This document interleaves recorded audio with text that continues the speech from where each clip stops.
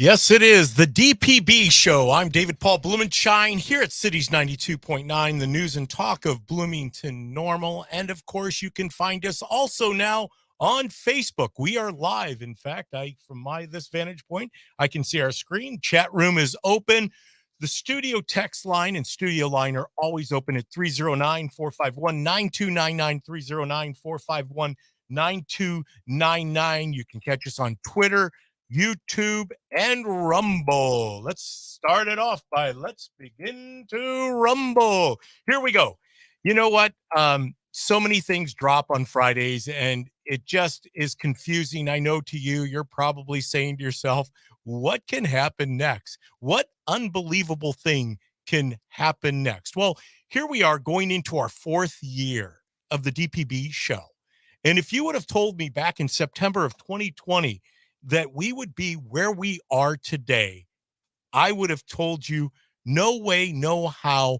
I have watched The Twilight Zone, and that was kind of creepy then. Now it's a reality of what we live in, what continues to come through the airways, knowing that just a small example of that is this latest one that I just heard. There is somebody who Biden is putting forth for his cabinet in his energy, I think it's energy secretary, I can't say for certain, for confirmation.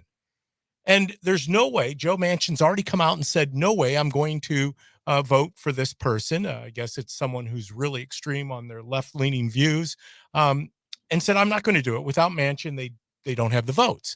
Well, the Biden administration and Biden himself are saying, well, that's okay. You can still act as a cabinet member.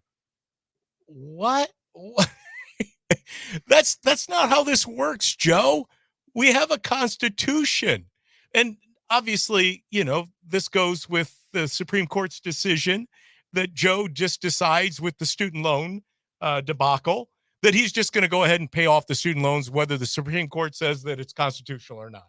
So here we are. And I know you've probably heard it from our other headliners on Cities 92.9, whether that be Bongino, Levin, Shapiro, Hannity, or Beck. We're in the midst of a police state. I don't know how to define it other than that. That's what I mean by welcome to the Twilight Zone, the land of make-believe, or as Tattoo used to say, boss, deplane. This is Fantasy Island. There's no reality to this whatsoever. I mean, we just continue to see it year after year, month after month, day after day. Things that we would never imagine would be happening right here in the United States of America. And we have even begun to scratch of the surface. We have a ex-president, a former president, who now is running as a candidate in 2024, who is under constant deluge of attacks and indictments. It's been going on since he announced, as you've heard it, the proverbial, he announced coming down off the escalator. That's when it all started, and it hasn't let up. In fact, it's even getting wackier. And we're going to break all of those things down today here on the DPB show. So much to cover. Obviously, I don't want to go and relive the past too much because we are coming upon my fourth year here on the radio, and I'd like to do a special tribute then, kind of recalling some of my guests, going back and reliving some of the interviews that I had. But that's for another day. But for today, we're going to hit upon some of the bigger issues, not only locally, because they're not just local issues, they're national issues that involve all of us. How did we get here? I know we've talked about my show was launched on uncovering corruption, having concrete ways of turning things around.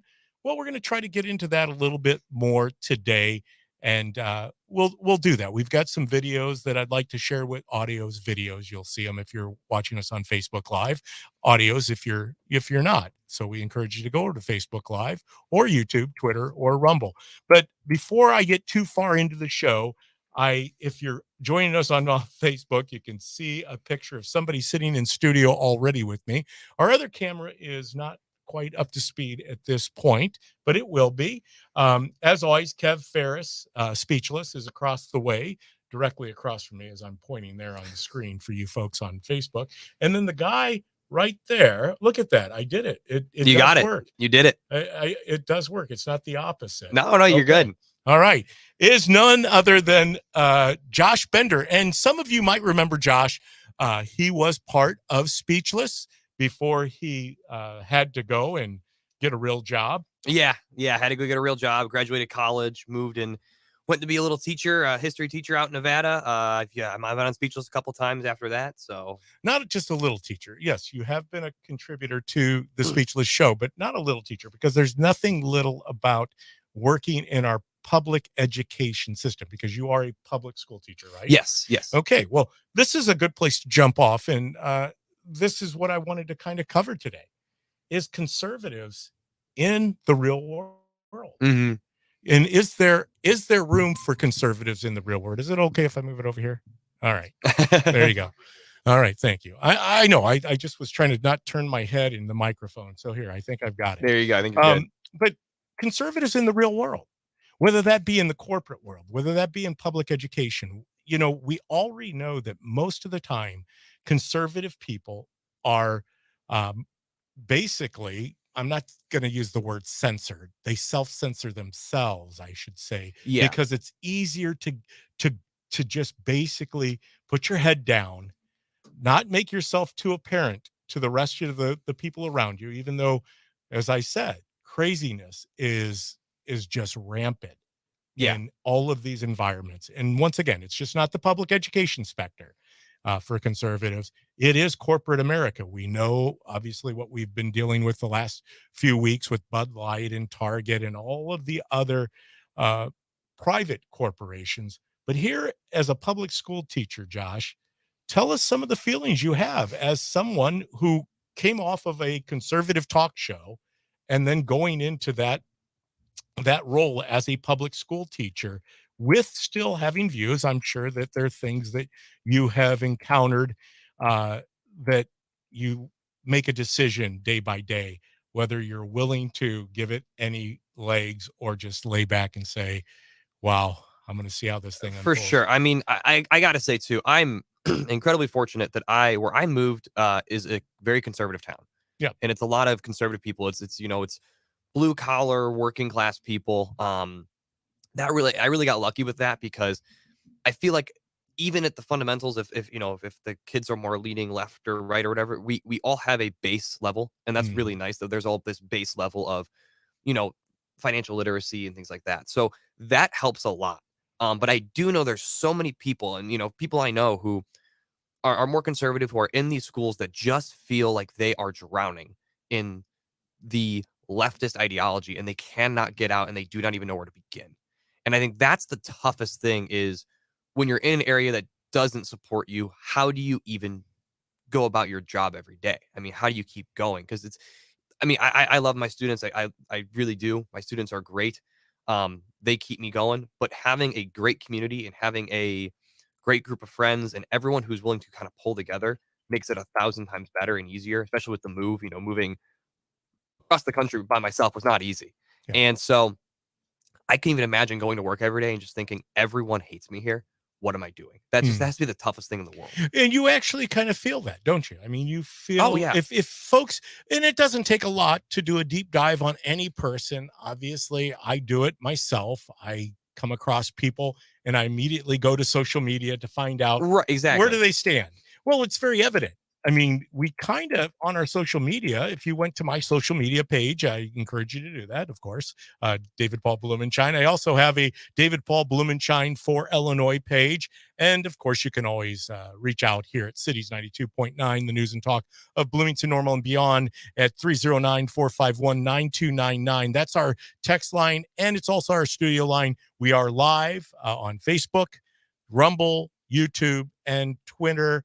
If you're just joining us, Josh Bender, formerly of Speechless, still is a frequent guest on Speechless.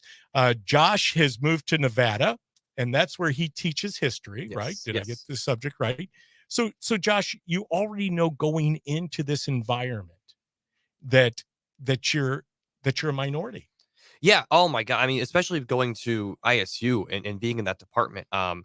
There was I was the most outspoken, and I knew that going in, that I was the most outspoken, and I wasn't afraid to be outspoken. Being part of Turning Point USA and College Republicans really helped me become more outspoken and learn how to properly combat everything. But there was a couple others that I remember that would talk to me and be like, I agree with you, but I can't say it, or I Yeah. don't want to say it. Yeah. And I'm like, that's got to be so. People think it's tough to speak up, and it is, but it's got to be even tougher to just sit there and have to take it Yeah. every day. Well, and ultimately, obviously I've shared this many times on my program that I am married to a school teacher. Yes. She's starting her 35th year of teaching. Amazing. You just finished your first year. Just finished my first year. Yes. She's done 35. What do you think? Multiply that by 35, Josh.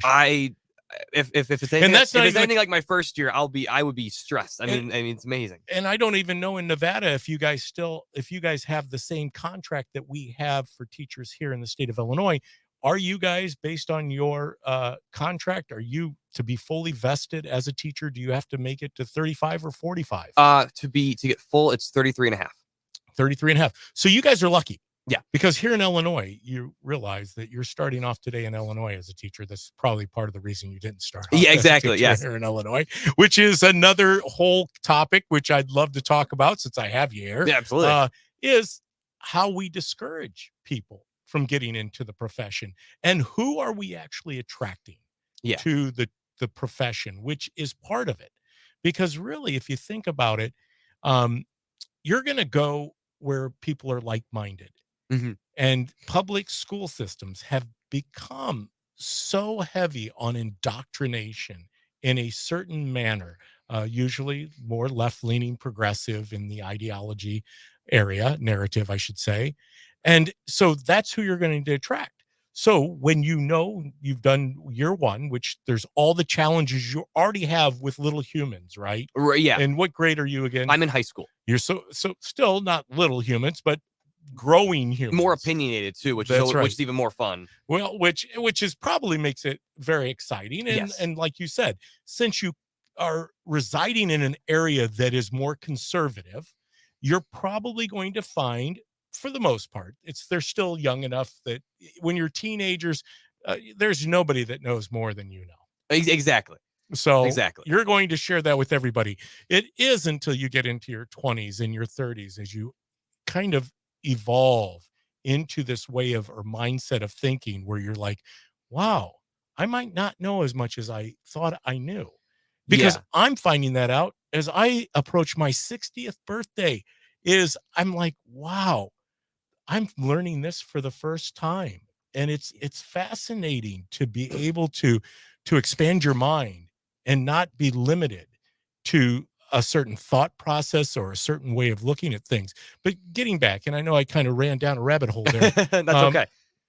Is that you're going into these environments. You already know that you're 1 out of maybe 10, 1 out of 5, based on where geographically you live. Right, exactly. There could be some more conservative teachers, but to be in a blue state like Illinois and to walk into those environments, like my wife, I mentioned that 35 years teaching kindergarten, she'll tell you it really happened over the last 10 years where you started to see the divide. Yeah.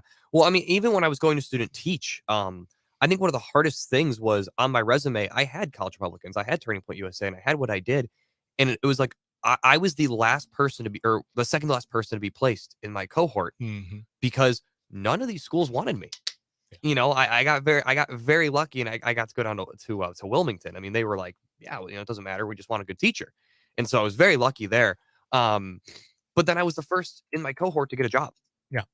Because I looked out of state. I looked elsewhere. And, and I'm not saying everyone should or can. I understand that, I'm kind of a crazy person to be able to say, hey, I'm going to just pack up everything I know and move to somewhere I don't know what it's like and just figure it out for become a teacher. I mean, that was the toughest thing. I had great family support and all that. And you do bring up a good point, because if you were to track most of the education degreed people from Illinois State University, and this has been for a very long time, they tend to migrate around this area. Yeah.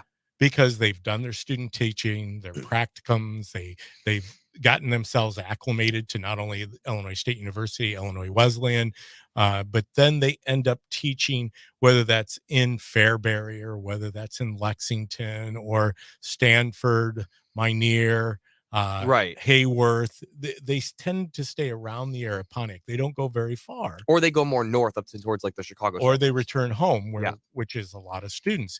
But still, as you were mentioning, it was very evident even when you were going through your history education major that you were an oddity, Yeah. meaning someone that quite didn't fit into that mold that they had created. Hey, obviously this is going to be a pretty fast-paced show today, and I so appreciate you tuning in here at Cities 92.9. We're still working out some of the little behind the scenes details. We just came off of Seats for Soldiers, where we raised almost $18,000 for local warriors, local soldiers, sailors, airmen who've served our country, and we're continuing to do that. We have a text. We're going to put that up in the chat. We're also going to put it out on our Facebook page. You can still make a donation by texting. Kevin, what is the number? Do you have it real quick? All the same stuff that Yep. So everything's same thing. We're going to get it to you. We'll get it to you so you can make sure that you can still make a donation. We haven't, it's not over yet. We're still trying to get back up to where we were last year, but we do so appreciate everyone who did contribute to Seats for Soldiers. And we're going to talk more about that when we come back here on the DPB show at Cities 92.9, the news and talk of Bloomington, Normal, and beyond. Hey, and I know I'm going to go live here on our Facebook, and you're on camera, just so you know. Could you reach down there and click that little light? Because it shows me, I look like I'm one of those, what is that, where the guy had in the Phantom of the Opera, he had half of the mask on. The mask. That's what I kind of look like. I kind of have the white face and then the shadowed face. Did it not come on? Is it plugged in?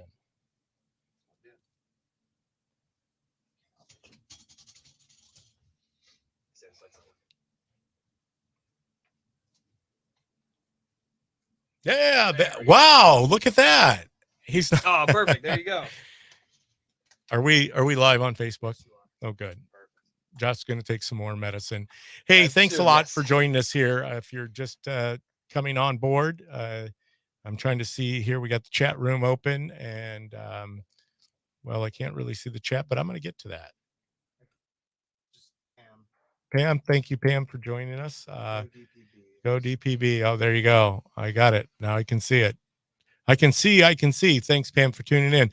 Hey, things look good. I've got the black and white shirt on today and the 17 hat, which for those who are watching and wonder, what does the 17 hat mean?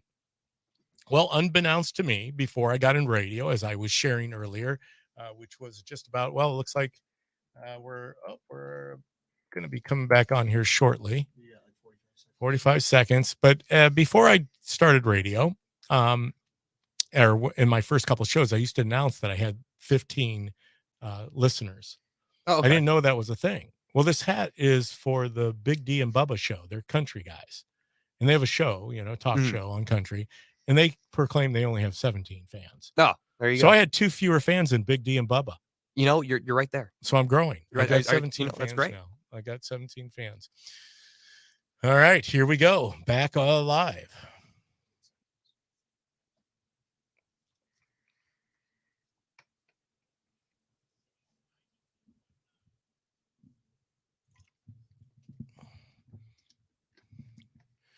Where did all the conservatives go? That is a question I think that hopefully we'll be able to get to the bottom of today. And if you were with us before the break, I'm in studio with Josh Bender, formerly of Speechless. That's the show that comes on directly after me with Kev Ferris. Kev and Josh, they basically started Speechless 2 years ago, if I'm correct. Almost 3. Yeah. Thank you, Kevin. Because it was 2 years ago that we got it on the radio. 3 years ago, we had Civil Discourse, which is our podcast, which was the early stages of Speechless. So Kevin's a little exhausted over I there. am. I just have a lot of work I'm getting done over Yeah, here. get it DPB. over there. But anyhow, exhausted. so Josh and Kevin came in studio to do the DPB show, and there's a point to where I was taking you with this. And they came in studio, did a show, and immediately I was like, wow, these guys need their own space. They need to be able, as young conservatives, to get this out to the airwaves, because most of the time people listening to Cities 92.9, the news and talk of Bloomington Normal, the demographic is a little different than under 29. Yeah. So hearing young guys, and we started pushing it and promoting it, and today I know that you guys have made a way to be one of the better shows that I think we have here during the week. And I'm even counting the headliners, because those guys, Bongino's 46, Hannity's my age, 60, Levin's a little older than I am, Beck is, I think, up there in his 60s. Ben Shapiro would probably be the closest one to you guys, and he's, I think he's in his late 30s. His late 30s. Late yes. 30s. So you guys at 20 something, being a conservative voice, where have all the conservatives gone? As we're seeing, how many are willing to stand up, especially during these times? Because I do believe we have them on the run. I think we're brilliant, obviously, in our defense of what has transpired. We're not going to screech. We're not going to scream. We're not going to go and burn down buildings or start riots or things like that, contrary to what the left likes to believe that we are, because we're white supremacist, racist, and all these other things. But we don't do that. We allow a person to have all the rope. It's kind of like fishing, right? Right. Exactly. You just let them take the line. Yeah. Until they wear themselves out. Exactly. I mean, and some of the best things that, I think that you see, like when Kev did when he went to the DeSantis rally, and he just let people talk, and he just asked them questions and let them kind of let their own ideas eat themselves. That's right. Destroy themselves, because they can't defend what they're talking about at the end of the day. And I think that's the biggest difference between a conservative and a more a leftist, is that leftists just can't defend their own ideology at the end of the day. And that's when they turn to the smears, that's when they turn to the ad hominem attacks and the racist, sexist, homophobic, whatever you want to throw in there. Well, and a lot of it has to do with shame. I truly believe this as a person of faith. That's where I find my freedom, is in my faith. Yes, there is freedom through the constitutional republic that we live in, but freedom in my faith. I'm free to be me through my belief system. And so I approach it a whole different way. When I walk into a room, no matter where I'm at, I'm going to do that with a smile on my face. You know what? Even sometimes in the most somber places, that's where I really think shining your light is important, because it is somber. Yeah. But if you do sit down at any time with someone who doesn't necessarily agree with your way of seeing the world, your worldview, the easiest way is to just try to seek to understand. I think Scott Peck wrote that book. Yeah. The Road Less Traveled. Exactly. Wait a second. Am I getting my books mixed up? Wait. Or was that 7 Habits of Highly Effective People? I don't know. I'm going to do some research. It's been a while since I read both of them, but seek to understand in order to be understood. Actually, that's one of the habits of highly effective people. And Kevin did do a great job when he went to the DeSantis rally and met the protesters outside, because they were more than willing to tell you a lot about themselves without telling you a lot about themselves. Exactly. And that is so cool, because you can just pick holes through that. Hey, we've got more on this topic. Where did all the conservatives go? And much, much more here today on the DPB show. Once again, the text line for Seats for Soldiers is still out there. So we hope that you're able to contribute to the Seats for Soldiers movement. It is to help out local veterans who are struggling from PTSD to a whole plethora of things that just need some support. And that's what we did out at the Corn Crib. We filled those seats with flags. Each seat had a flag on it. And it was to remember that freedom truly isn't free. People have gone out and paid the ultimate price. But for those who did survive and are here and trying to just to walk out this earth, or walk out their walk on this earth, we need to support them. Hey, talking about support, we're going to do that after we come back here at Cities 92.9, the news and talk of Bloomington Normal.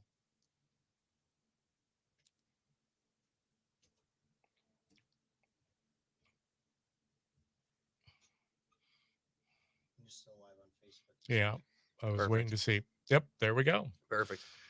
All right. So, thank you once again for tuning in on the Facebook thing. As I look over at the screen, I should be looking at the camera. I know that taught to. No, I always look at the screen too, and then I'm like, I should look up. It's a big problem. You know, and guys that are doing it 24/7, 365. You know, I was listening on Gino up until the 4th of July holiday. He had almost gone 3 years without taking a break. Yeah. And that's pretty cool. That's impressive. Because if you think about it, Kat Peterson has been on a run too. I don't know when Kat has actually taken a long break. Me, all I have to do is if I want to take a break on a Sunday, and then if I time it correctly, is to do basically one show, right? Tape show, or do a rerun the best of. But somebody like Kat, who does the morning buzz, does conservative Cat, and then of course does the craziness that she does here, keeping all the other things up in the air that she has to do on the backside of the shows. She needs a break, and you know, I can't imagine what it's like to be on a run like she's on, because she'll be back on here tomorrow morning, bright and early, from 6 to 9, and she'll have a lot of energy, but she's young. Where did all the conservatives go? So when we come back on the radio side of things, which is going to be here in a couple minutes, because I think we're at the bottom. We still got a couple, Yep, bottom of the hour. Cities George is on the phone. He's let me see. Do we have time for George? Yeah, could he call back after 2? George, would you mind calling back at around 2? 2:06. Okay, awesome. Yep, of course. The Cities George, 10 minutes, but the Cities George, he did. I take it that Ty wasn't live yesterday. Well, he wasn't, because I couldn't produce it. Okay, well, there you go. Cities George didn't get his 10 minutes on the Ty, cancel this with Ty Smith. Yeah, there you go. So, but see, even Cities George threw me off of the mark. When we come back live on radio, see, I remember where we were at. See, it takes a moment or two for somebody 60. We're going to talk about how we go about walking this thing out. Where did all the conservatives go? Because I've got some thoughts. I want to pick you guys' brains in regards to this, because I think it's really cool. And I don't know if you guys can truly put yourself in someone else's shoes, like myself, which meaning myself in my shoes, is that I've watched you. I've watched Kevin. I've watched Paul Garcia. I've watched Ty Smith, Kat Peterson, Tyler Bahan, who's run for the county board. Yeah. My Hannah. Oh, yeah. And so I'm up to 7. I know there are a couple more in there, but one of the things that I set out to do back in, I think, about 2019, and I'll tell the rest of the story here on the other side, but it's pick 12 or get 12. Yeah. Get 12.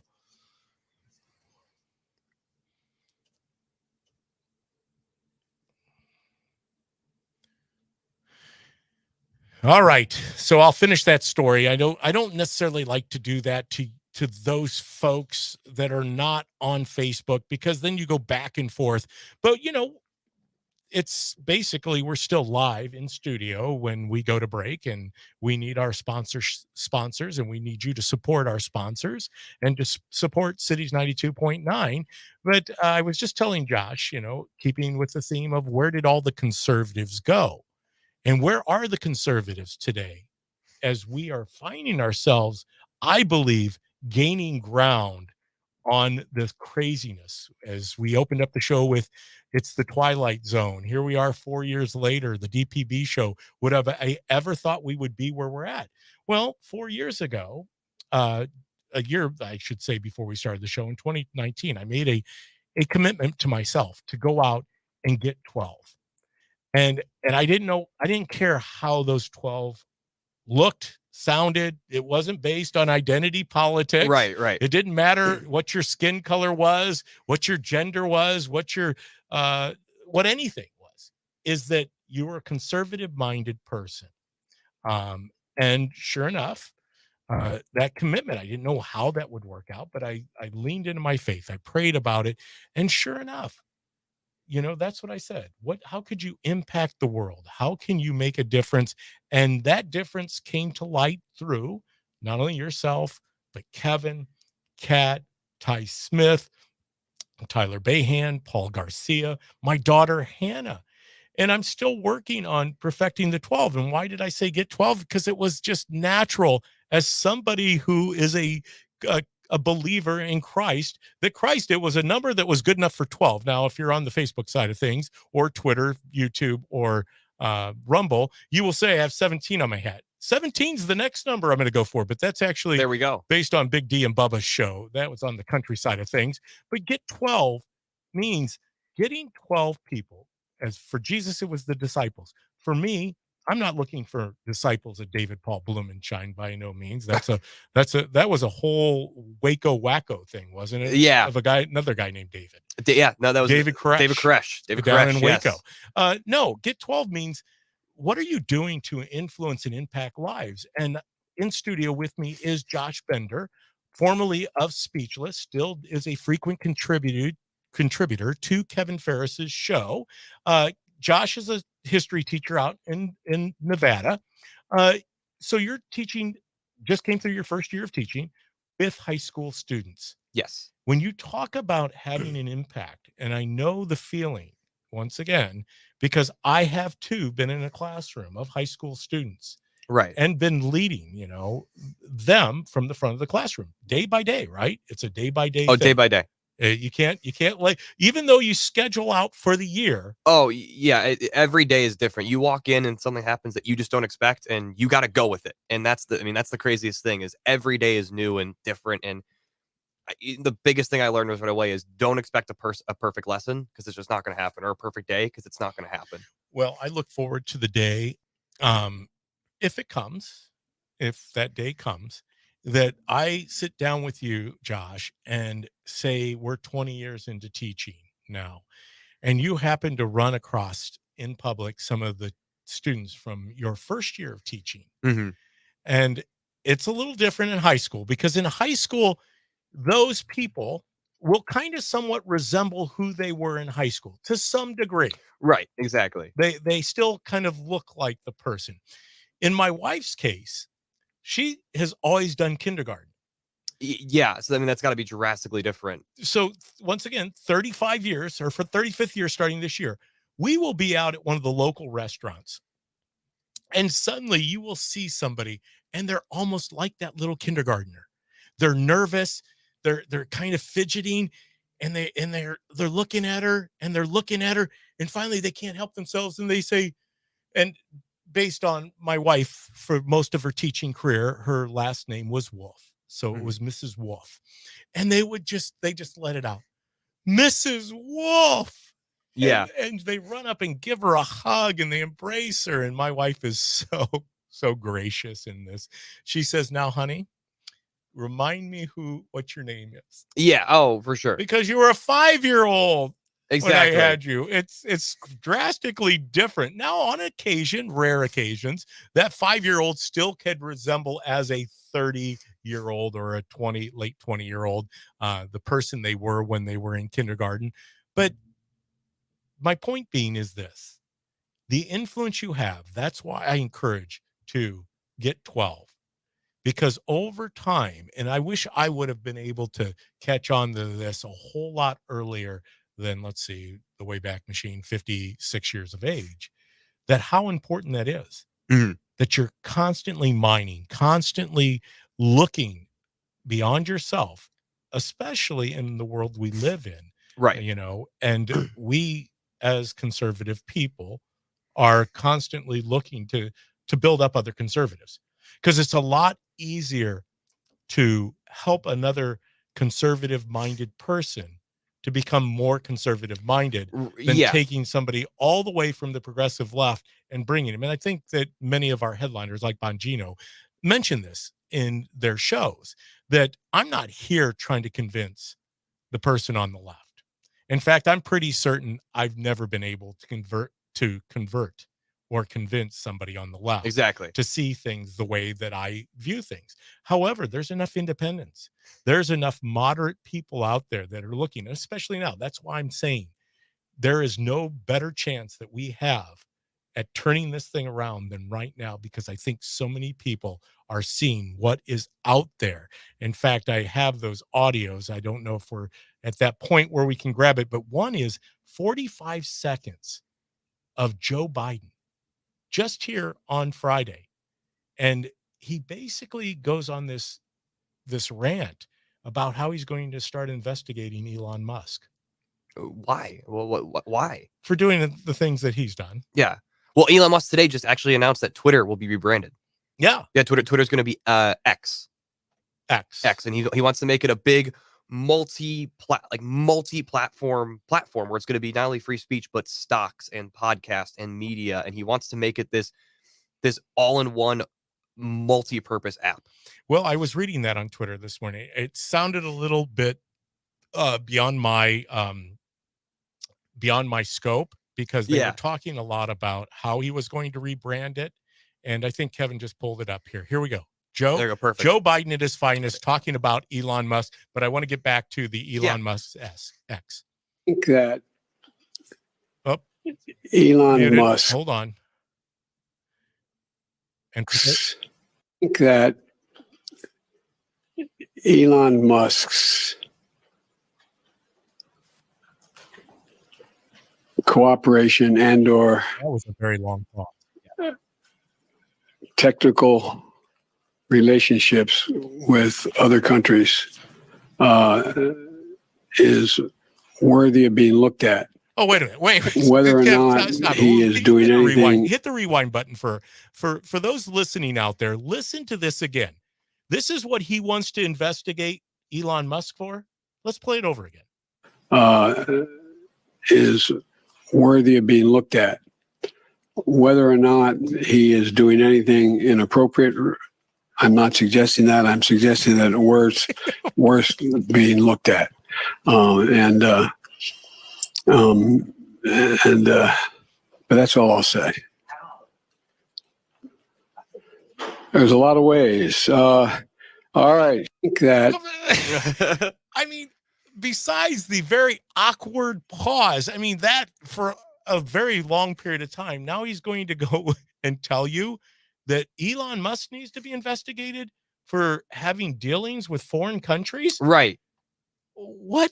This is the epitome of the Twilight Zone, and welcome to the land of make-believe. Oh, and at the same time, it's not like Musk has abandoned this country. I mean, he just built a huge new factory out in Nevada, actually, out in southern Nevada. He just built this new, I don't know if it was for the batteries or what it was, but he's building a new factory out there that's expected to bring in millions of dollars in revenue and millions of jobs to that area. Well, but the interesting thing is, and you remember this, Josh, when Elon made the announcement that he was going to purchase, or he made a bid to purchase. Made a bid to purchase Twitter. He just basically came under the same harassment and a deluge of just the left, the radical, rabid, hate mob left came after him because they knew that was their safe place. Yeah, and I mean, I think the biggest thing I saw was, well, why, he could take that money and end world hunger. It's like, okay, but it's his money. Yeah, he could do whatever he wants with this money. And that is truly a noble cause, and you know what? World hunger should be addressed, but I think he can address world hunger. He did, because when the UN, the UN Human Rights Council, I believe, tweeted that, he said, "Give me a step-by-step plan of how you use all my money, of how you'll use the money, put it into a public account where that anyone can go access and see how you're spending it, and I will happily donate the money." They never responded to him. So he actually said, put your money where your mouth is. I'll put my money where my mouth is too. But you have to give me the plan, and you have to be able to make it so that anyone can see where you're spending the money. You know what? It's interesting because this was brought up today in the morning message from our very own Pastor Timothy James Farrell at the Tabernacle. And if you're live with us on Facebook, you can see that I had my day of service today. So I happen to have my Tabernacle Church on, and Timothy Farrell, Pastor Timothy James, comes on before the DPB show, The Victorious Life. But Tim said it best, and he was talking about how we carry ourselves. And this gets back to whenever you have a conversation with another person, you can go deep with that person if they're willing, because they're going to tell you about their fears, about the story. Everyone has a story to tell. I don't care who it is. If it's somebody who is experiencing gender confusion, now, granted, some people would say, no, it's not confusion. It is who they are. Okay, that's fine. But everyone has a story, and they do things that they might be ashamed of, or they might not necessarily be happy with themselves about. And he said, when we say or do something, we immediately try to cover it up. I like that. And then we try to hide it. Yeah. And doesn't that just speak to this entire video, 45 seconds of the awkward pause with Joe Biden? Right. Is that he knows, I mean, anyone, Joe, I'm going to give you the credit where credit's due. You grew up in the Catholic Church. I'm not saying you are currently still a practicing Catholic. I believe that you are, or you try to be, which we all do. Once again, we're all sinners. We fall short every day, which it gets back to covering things up. But Joe, you know, there's right and wrong. Either you had knowledge of Hunter's business deals, you basically are on tape, on video, audio, telling people that you're going to fire the prosecutor. Right. If you don't get your way, you're going to, and then you're even recorded saying, now that you've done the job, we're going to give you the $1 billion. So if you know that you've done something wrong, then you quickly go into the mode of trying to cover it up, and then trying to just basically almost deny that you're doing anything, which is fascinating. As you said, Elon's never backed away from anything. I think you might not necessarily agree with him, like him, as someone who, on the global picture, he is a globalist, I do believe, in most cases. That's how I would define him. Sure. But I think he's a very open about what he's doing. I mean, he wasn't mysterious about his bid with Twitter, or for Twitter. And I know we're coming up against a break here again. But he was openly telling people this is where he wanted to go. And I guess the Twitter people were just surprised that somebody like Elon, who is very forward thinking, would take the direction with his company that he did. Yeah. And I think it has them so scared and so fearful. They're scared to death. They're scared. They really are. And I think Caviezel said that the same thing when it came to the Sound of Freedom. And when it comes to the Sound of Freedom, I'm not going to let up. You need to go see Sound of Freedom. Kevin Ferris and I actually went for my second time, Kevin's first time. And I want to talk a little bit about that when we come back here at Cities 92.9 and get Kevin's input on what he thought of the Sound of Freedom. I think that once again, if you haven't seen it, you've got to go see it. Hey, we're going to be back here at Cities 92.9, the news and talk of Bloomington Normal, just here in a couple of minutes.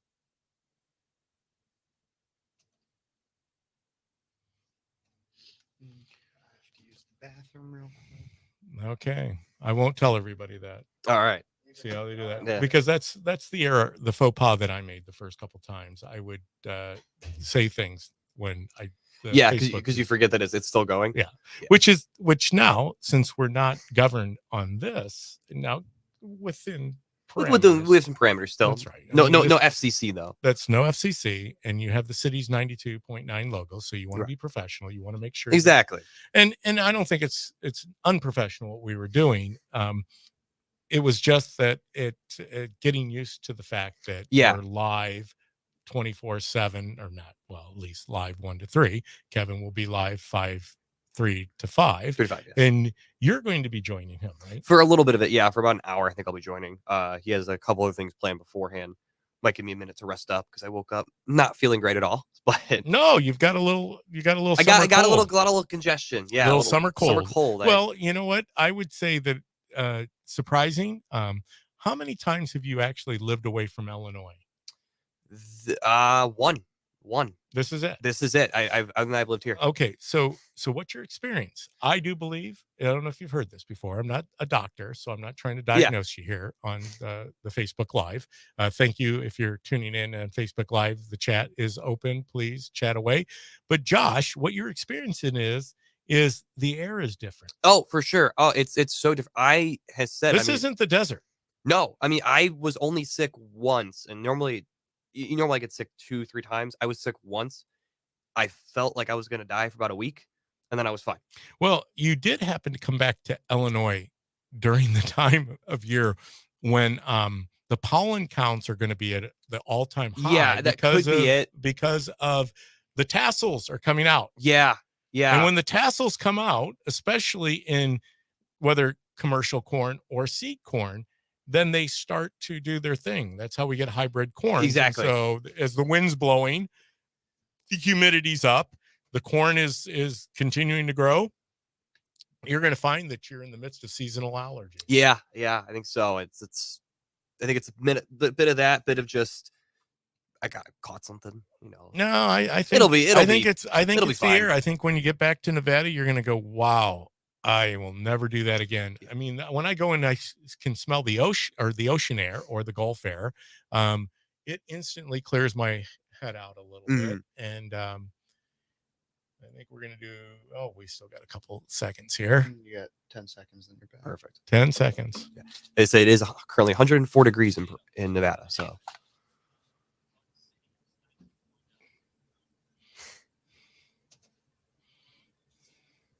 I want to fact check that sometime on Glenn Beck. He says that he follows Cat Peterson. I'm not saying he doesn't.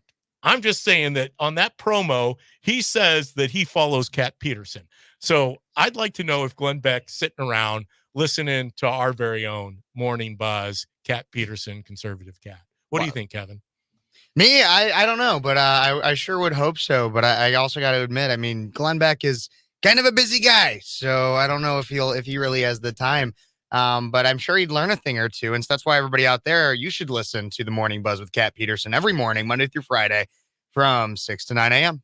And if you're just joining us here at Cities 92.9, the news and talk of Bloomington Normal, I know we're up against the top of the hour break and we're on a short little segment here. But if you're catching us on Facebook Live, Rumble, Twitter, or YouTube, Josh Bender, formerly of Speechless, still someone who contributes to Kevin's show. Former talent, formerly talented is what I like that's to what we say. established. Formerly talented. So Josh is to my left, Kevin across the way. I said that I wanted to give Kevin an opportunity to talk a little bit about his experience last week. We went to the theater together. Of course, your Kevin Ferris across the way, he had to have his notebook, his handy dandy notebook. It looked like the Blues Clues or something. He's taking notes during the show. And I'm like, Kevin, this is supposed to be like an emotional kind of heart-wrenching documentary or dramamentary or whatever they call it. Yeah. And Kevin's doing note-taking. And then, of course, I'm whispering to him, hey, did you get that? Did you get that? Watch for this. Because I already seen it. Well, Ben Shapiro just did it with the Barbie movie. So I could picture the same thing. He brought a notebook and wrote everything down. I'll tell you, it's not easy to take notes in a theater because you can't see anything. So when I came out of it, I had this chicken scratch that I was like trying to decipher exactly what I had to say about it. But I got to tell you, Sound of Freedom is the most important movie of the 21st century, bar none, at least so far.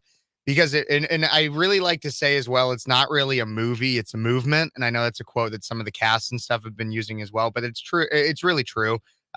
This movie is not about going to be entertained. It's not about going to see. I mean, the production value is good, but relatively compared to a lot of Hollywood, it was pretty low budget, at just a few $1 million, which again is relatively low budget in Hollywood. But so you're not going to see and be entertained and have a great time. You're not going to see a Marvel's Avengers movie. You're not going to see a Barbie movie or an Oppenheimer. No, you're going to be educated on on some of the biggest evils that happen in this world. I called it when I was writing my notes and my thoughts and everything. It exposed true wickedness and is a real life horror movie. That's really what it is. It is a real life horror movie exposing the truths of child sex trafficking. And there's a lot of lefties out there that don't want you to hear about it. I mean, if you look at Rolling Stone, they claim that it's just a QAnon conspiracy movie.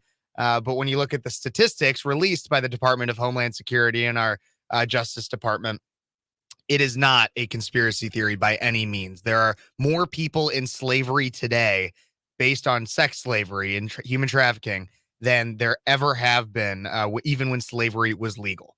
It's not QAnon. I heard this the other day. And once again, I always lean into him. And I also want to hear your experience down at West Palm Beach and Turning Point USA with Dan Bongino. But Dan Bongino said this: it's not QAnon. It's child sex trafficking. What sick-minded person would ever take what is happening right now with this documentary, this drama presentation of one of the greatest ills of our society, and has been for many moons, and we know that, Kevin, how do we know that trafficking has gone on? Because we used to put kids' pictures on milk cartons. Mm-hmm. Kids were disappearing then. At the beginning of this film, and I don't want to give too much of it away, but it shows black and white footage of kids being abducted. Kids have been taken, and then we go through the process of saying missing. Where did they go? Well, it doesn't take very long until those kids end up in some godforsaken place doing things that no human should ever have to go through, especially children. And I know that that's near and dear to your heart as an educator, because no way would we ever allow that to be open and notorious, but yet we kind of have. Well, and Las Vegas is actually a trafficking hub. I'm sure it is. If you're in the airport, there are signs everywhere. Hey, if you notice any of this, you call this number. We will be there within 5 minutes. There are basically police in the airport just there to stop trafficking. Well, I mean, when you have a state that has legalized prostitution, oh, for sure. It makes it even more socially acceptable. Mm-hmm. And we are one of the largest consumers of child sex trafficking in the world. America is the largest consumer. And I didn't know if that was, I tried catching that on the scrolling of the screen. My wife said, I don't know if it were the number one, but we're at least one of the top. And the thing about this issue, because I know we have to get to break soon for the hour, but I want to point on that the biggest thing about this is that this is being propagated in so many different areas of life. Everybody will always think things like, oh, well, it would never be my kid or anything like that would get abducted, trafficked, or anything like that. But Pam just said it in our chat here on Facebook. Yet our libraries are full of this junk. So some schools are pushing sexual themes onto children. Well, I mean, now we have legislation that openly, notoriously, exactly. And so if you want to think that your kid could never get groomed, would never get abducted, anything like that, check to see what they're teaching them in their schools, because it could be very well happening right under your eyes. Well, Josh, why don't you take us out? We got to go to break. All right. Well, this is the David Paul Blumenshine Show on Cities 92.9, the news and talk of Bloomington Normal. We will be right back here at the beginning of the hour. Thank you, Josh. There you go. Josh wasn't anticipating that. I was not. I liked it though. Keep me on my toes. I got him. Improv. All right. I got Josh there. That's what I meant to do. So going back, because I know we haven't covered it, and when we come back after the top of the hour news, we're going to get in a little bit more about not only the Sound of Freedom, but Kevin's experience. Yeah, that's why we have the armadillo. But that's why I just say don't touch it. So I was leaning. I was trying to fix it a bit. I get it all the way down. I was like, there we go. But I can work with that. Now we can talk in the next segment. I'm going to take a break. Yeah, no. So we're going to talk in the next segment about Kevin's experience down at Turning Point USA. Yeah, for sure. But getting back to what we were saying before we went on air, and the Sound of Freedom is so important. And I think all of this ties in. I mean, if you don't see the interwovenness of this is how we've gotten to where we're at, is because, and it doesn't take very much to swing the pendulum back. Right. I mean, I think that this just all went into warp speed, hyperspeed once Biden took office, because then they started to do away with all of the things that Trump put in place. One of the things I don't know if you're aware of this, but I know many people are out there listening to us. He was fighting child sex trafficking from almost day one. Yeah. And that was done away with by Biden.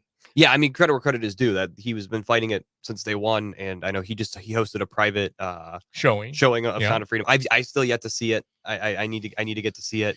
I hear how important it is, and I do need to go see it. Did you hear what Caviezel said about Trump? He was absolutely committed to.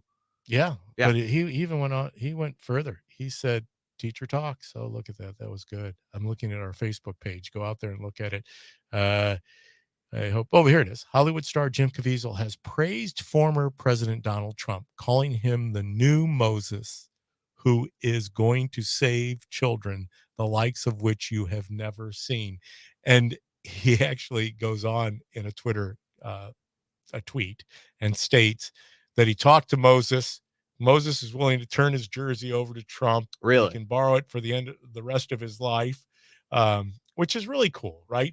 And if you saw the picture, Trump is actually applauding the movie, and Caviezel's just looking at Trump. Yeah. And that's got to be impressive when you have for sure somebody at that level that is willing to give his time, his effort, do a showing, and is that passionate about something that you've poured your life into. And I know it's just not Jim Caviezel, it's actually Tim Ballard. And the wacky thing is right now, all of these people are coming out and saying, "Oh no, Tim Ballard's not who you think he is. He's, some deep operative."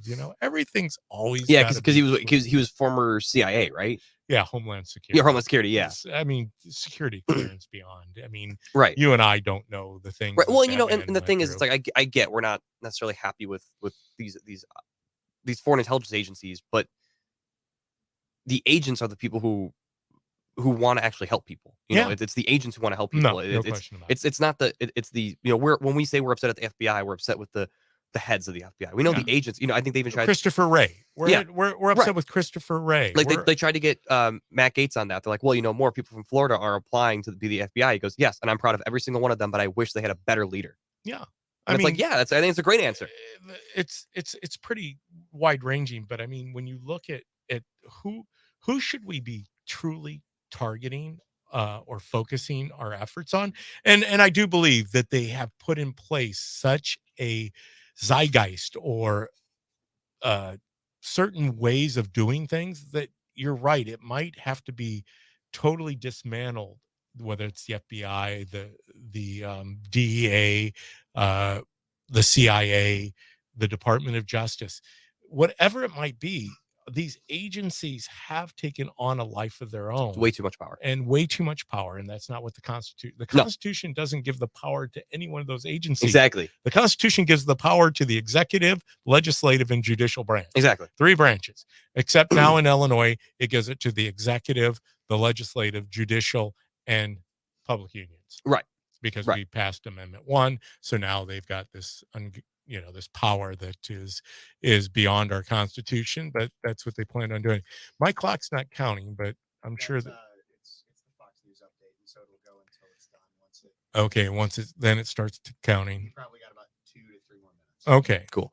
Let's take a quick break. Okay, Josh's got to take a break. So, I was looking something up, and I'm going to get back to looking that up for you. That other video, the 5-minute one. 5 minute. That's going to be the big part of this next hour. So, okay. So let me see if. Oh, I know what I was doing. I'll get there when I get on my phone. So basically, some of the people that you have to be just really laser focused on are Victoria. You know who that is, Kevin? Nope, I do not. Okay. She also goes by Tori Newland and Michael Carpenter. These are 2 names I think you really should go out and research. Once again, it's Michael Carpenter and Victoria Newland, spelled Nuland. She also goes by Tori. Okay, you got about 15 seconds Okay.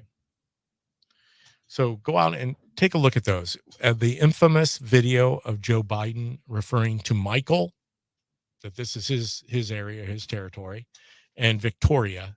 Those are the two people he's referencing. Go out and do a deep six on those people, or deep dive, I should say, not deep six. You might get deep sixed if you're doing a deep dive.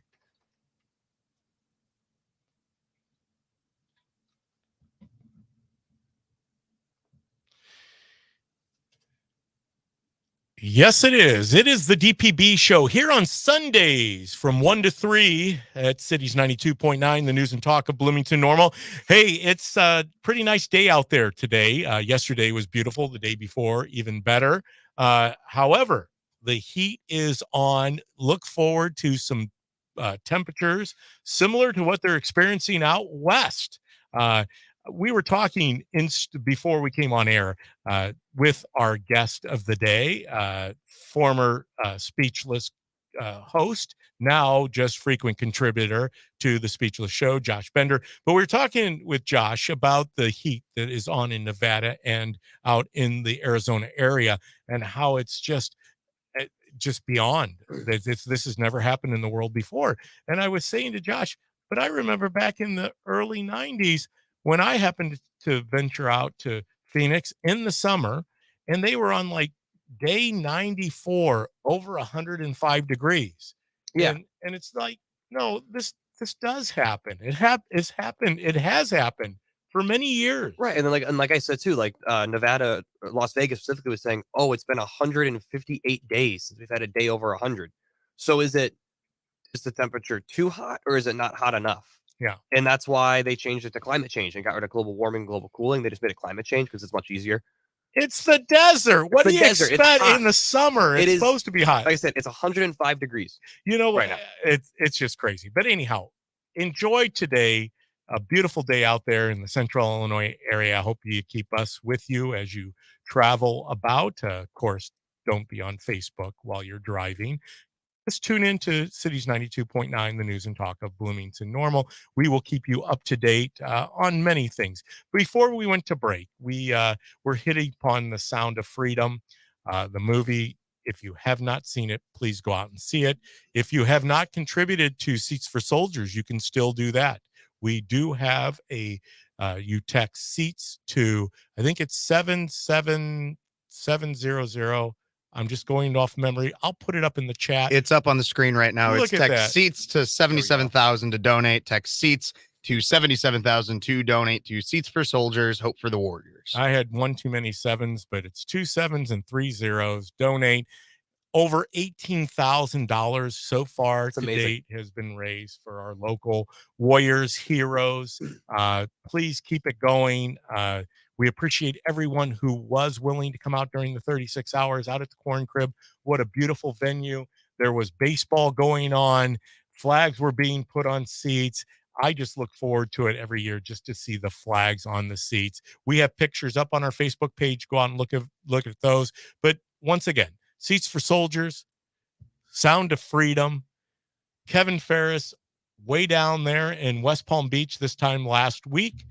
He was willing to come on briefly on our show to give an update on his experience. But Kevin, unbeknownst to our audience, they probably didn't realize that you had an up close and personal period of time with one of our headliners during the week, Dan Bongino. Yes. So Dan Bongino, I did get a chance to meet. I got a chance to meet a lot of really cool people when I was down there. When I was down there for the Turning Point USA Chapter Leadership Summit, I had the opportunity to have a small group discussion with James O'Keefe. Talk to him a little bit about what we do here at Cities and some of the content that we have covered, some of the things that we have exposed, some of the things that we've attempted to expose, one of which being when I was went to ask a Bloomington City Council member, John Danenberger, about how he lied to the federal government. And I got removed from a public forum by police officers simply for trying to ask him questions. Talked to James a little bit about that and had some great discussions with him about how we can continue to expose how these lefties are lying, cheating, and stealing their way through different election cycles. Don't forget destroy. Destroy as well. Destroy as well. I talked with him briefly. I had a great conversation briefly with Charlie Kirk as well. I think I'm going to actually be getting him on Two Cities at some point in the near future. And then Dan Bongino was another one I did have a great talk with a little bit about what I do here at Cities and what we're trying to do locally. And he got in contact with his wife, Paula. Such a beautiful woman, beautiful family that they really have. And she talked to me a little bit about possibly either going on his show, getting him on ours. I'm following up with all those connections. Same with Vivek Ramaswamy, who's working his way up in the polls. I know that's going to be a topic of conversation for Josh and I during my show today. Yes. But I had a chance to meet with him, and I'm still in contact with his people about possibly doing an interview there. And then even I did not get a chance to actually meet him personally, but I met Eduardo, who is the executive producer of The Sound of Freedom. I talked with his scheduler and Body Man. And that's another interview I'm working on. So we can bring you guys here at Cities 92.9 some of the stories and people that you know and love, all the way down to our little local listening audience here in Bloomington Normal.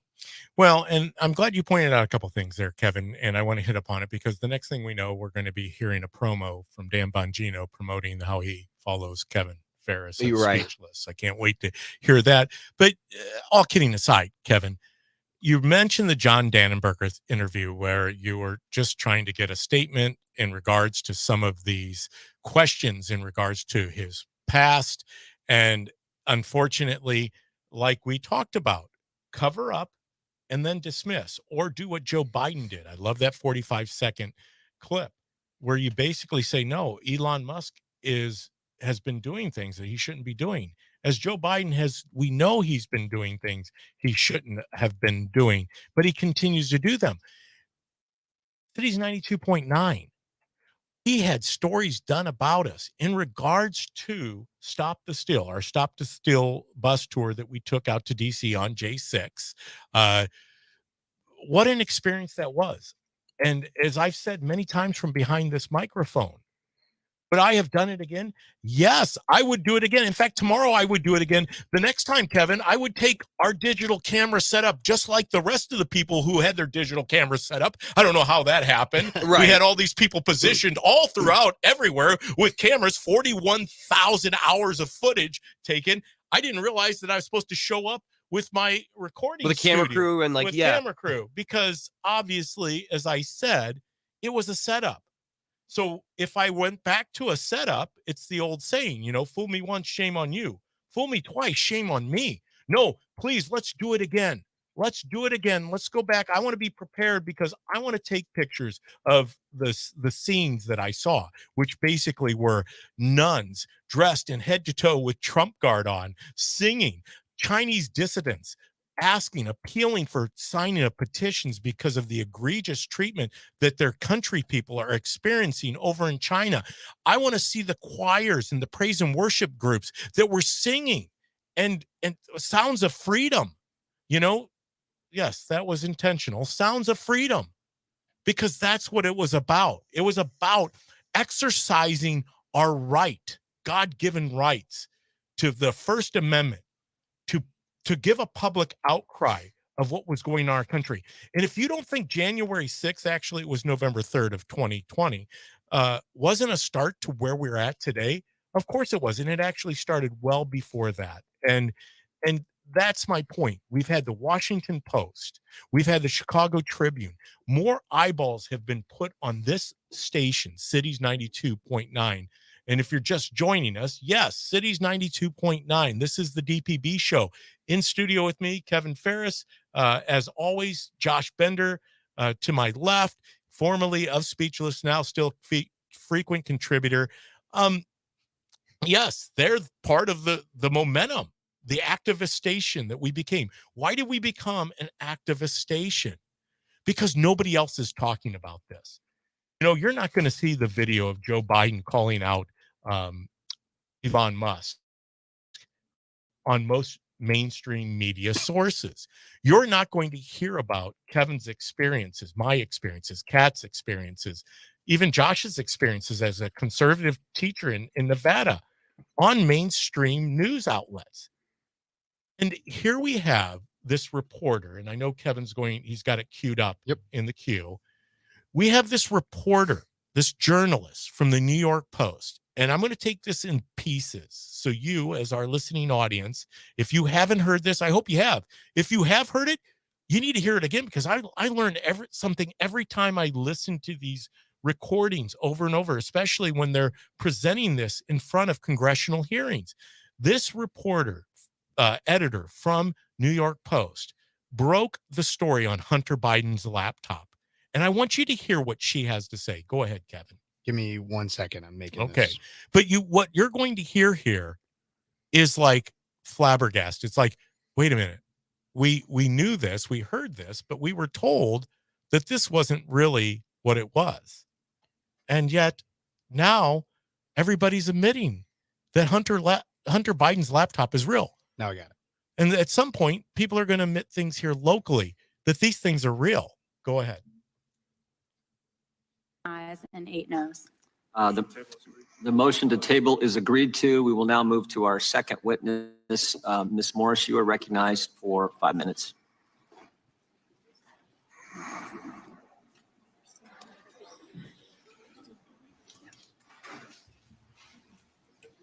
Thank you. Thanks so much for inviting me. My name is Emma Jo Morris, politics editor at Breitbart. I'm here today because I published a series of news stories 3 years ago in October of 2020 about Hunter Biden's now infamous laptop, also known as the laptop from hell, which is seen as some of the most scandalous reporting of the last decade. What was more scandalous than the reporting itself, though, was the fact that it exposed the unholy alliance between the intelligence community, social media platforms, and legacy media outlets. At the time, I was deputy politics editor at the New York Post, and my reporting showed that despite then candidates Joe Biden's repeated and furious denials, he was apparently involved in the foreign business deals of his family. Over several days, just weeks before Americans would vote for their next president, I revealed verified, authentic emails from the Biden Scions hard drive showing Ukrainian business partners receiving leaks from the Obama White House. I documented an off-the-books meeting between then Vice President Biden and a Ukrainian energy executive, and introduced the world to the big guy who got Action Energy Company. The Post published. Do you have something to say? Yeah, well, I was just she's coming up to the point, but you go, that's fine. You can stop it there. I hope our audience, and I don't know if you heard this, this was the Obama administration was aware of what was in front of them. They heard, they saw this, they knew about the Hunter Biden, and they decided to cover it up. Mm-hmm. They decided to lie about it, and they lied. In fact, those lies have continued on today, but that's no different than even tracking back through the Hillary days and the Obama days, because it was always about a cover-up. Everything has been about a cover-up, and that's what we are witnessing here. So yeah, continue, because she's going to start laughing. It's kind of an awkward laugh here too, but I understand it. She finally feels vindicated. So go ahead. Published exactly how the material for the reporting was obtained, even identifying our sources, as well as a federal subpoena showing the FBI was in possession of the material the story was based on and had been since December of 2019. But when the stories appeared on social media that morning, the venue where millions of Americans go to find their news and editors to get their angles, within hours, the reporting was censored on all major platforms on the basis of being called hacked or Russian disinformation. Twitter refused to allow users to share the link to the stories, banned the links from being shared in private messages, a policy, by the way, that's used to clamp down on child porn, and locked the post out of its verified account. Facebook said it would curb distribution and reach of the links on its platform. However, the stories were not based on hacked materials, nor were they Russian disinformation. And despite those claims appearing to come out of thin air at the time, we would eventually learn that they actually didn't come out of thin air at all. On October 19th, 5 days after the Post began publishing, Politico ran a story headlined, "Hunter Biden's story is Russian disinfo, dozens of former intel officials say." God, I can't even say that with a straight face, you know? Politico printed a letter completely uncritically from veteran members of the U.S. intelligence community, falsely claiming that the Post expose has, quote, all the classic earmarks of a Russian information operation. My God. Most notable among the signatories of that letter were Jim Clapper from former DNI, Michael Hayden, former CIA, John Brennan, former CIA, despite having such damaged credibility following their participation in the Russia collusion conspiracy theory. A few days later, on October 22nd, when Biden appeared in the second presidential debate and was confronted with the facts of the Post reporting, he said to Trump, quote, 50 former national intelligence professionals said this. What he's accusing me of is a Russian plot. That alone, you would think we would get more people and eyeballs covering this, but we're not. Once again, they cover it up, then they try to hide. And then it's all a game of shifting. Hey, we're going to continue with that audio recording. I don't know if you've heard it or not, but this is the actual person who broke the story. And if you don't think for a second that she wasn't put under the same scrutiny and utter vitriol that the left is willing to do. I mean, they did it to me, right? And they're going to continue to do it to anyone who exposes them to the light. Hey, talking about the light, we're going to talk more about the light and good things to come here at Cities 92.9. When we come back from this break, we'll still have Josh Bender in studio with us, Kevin Ferris across the way, but we still want to just walk this out. The Sound of Freedom, exposing that. Seats for Soldiers, getting those donations in. We're moving the needle. It is happening right here, right now, and the best is yet to come. We'll be back shortly here at Cities 92.9.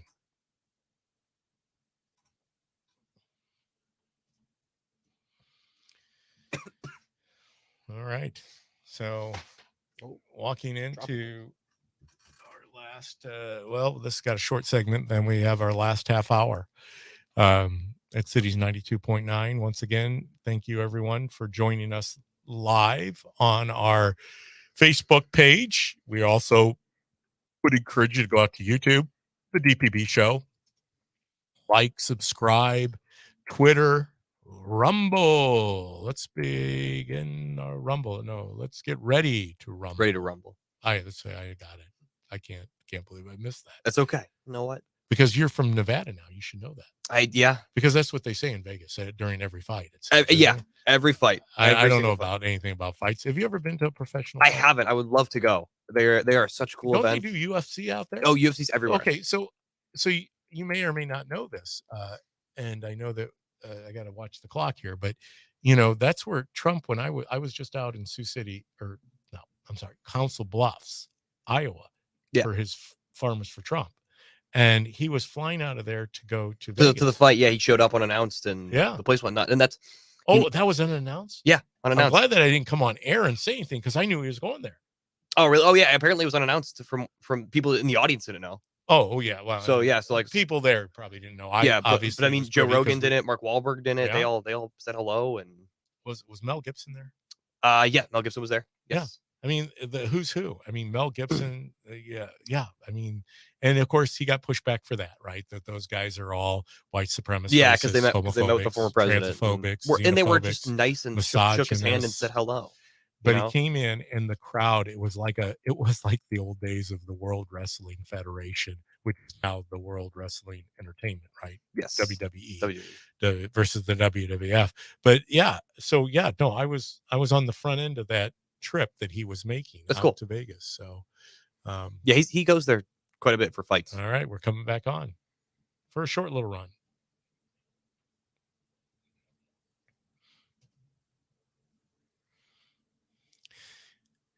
That is so cool. Now you have Glenn Beck. I love listening to those little promos. I mean, those guys are pumping us up. They're giving us legs for our shows on Google, on Twitter, on Rumble. They're pointing people to Cities 92.9. And it's not like that they're always about pointing people to their own vested formats or platforms, because they understand what we were talking about earlier. And if you're just joining us here at Cities 92.9, the news and talk of Bloomington Normal, we've covered the ground. Where have all the conservatives gone? Will conservatives continue to be part of the private and public sector, meaning that they actually are outspoken, that they stand up, that they fight back? We know that we have a fighter in Donald Trump. There's no question about it. Now we have fighters in Vivek. DeSantis is one of the best governors ever in the history of the United States. Tim Scott. I'm not going to mention the gal from South Carolina because she's an embarrassment to humanity. To come out and say the things she has said, that is so self-serving. It's a shame too, because I really liked her. Well, I used to really like her, and then I did. But it's ever since she started running, I was like, man, you've lost me. And she should never be allowed to have a cabinet position, because once again, I don't know if she wasn't receiving money from the Ukrainian government. I think if Trump is reelected, she will get a cabinet position with him. Do you really? I do. I really do. Wow, I wasn't anticipating going in this direction. I know, it's just my personal theory. I have no idea. I'm kind of interested, because I also told Kevin a couple weeks ago that watch out for this Vivek guy. I mean, originally Kevin and I were just sitting. Kevin, were we driving or sitting? We were driving, and we had Stephanie Trussell, and she had just recently signed on with Vivek's campaign. She was doing a little meet and greet in downtown Chicago. And we asked to get the contact information. And back then, once again, Stephanie was asking the same question. Where are the conservative people? And I know you're out there, and we do have an affiliation with a lot of them. But she was basically saying that people didn't show up that day, which they were in the inner city of Chicago, Stephanie. I mean, it's not like that's the conservative mecca of the United States of America. Maybe Brandon Johnson could have come down and met with Vivek. but I knew then that Vivek was going to push forward, because if you spend any time listening to Vivek, you will understand that at 34 years of age, or 36 years of age, I think he's 36. Yeah, I believe he so. has to be, because he has to be 35, right? That's right. At 36 years of age, he is the future of the Republican Party, of the conservative movement. So is Ron DeSantis. So is Tim Scott. But I knew Vivek was going to possibly overtake DeSantis in some of these 17 initial primary states. Yeah, I think early polling he's going to. I think once they'll get on debate stage, though, he's not, because he's going to be pretty tough on a debate stage. You know what? The bottom line is he doesn't need the job. I always say, I agree, he doesn't need the job. It roughly $600-700 million in net wealth or net worth, kind of like Trump. I still think that, wow, why are these people doing it? And it truly does separate people. I know why Nikki Haley's doing it. I know why Chris Christie's doing it. I know why Mike Pence is doing it. Asa, I have no idea why Asa's in the race. And because no one knew his name up until he started running for president. That's right. Now people know who exactly. Asa is. Now people know. And the guy from North Dakota seems like a nice guy. What is his name? Burgum. Is that what I think it is? I have no idea. But anyhow, to see how things will change, I do look forward to that initial debate. And I hope that our audience, I think maybe we'll carry it here on Cities 92. I'm sure some of our headliners will be covering it, so we will get to hear it. But when we come back, obviously, I want to continue the discussion with this young lady who testified in front of Congress in one of the hearings, where she's talking about the Hunter Biden laptop and the information that we had, which gets back to our point that, you know what? It's a cover-up. This is corruption at its finest. But what are we going to do going forward? Because we know we're starting to win, and we're winning a lot of these battles, and we're going to continue to win. But we need to raise up warriors, and we do only do that by truly going out and getting 12 people that we know are vested in the cause, in this movement, this grassroots movement. But we'll talk more about that when we come back here at the bottom of the hour at Cities 92.9, the news and talk of Bloomington Normal.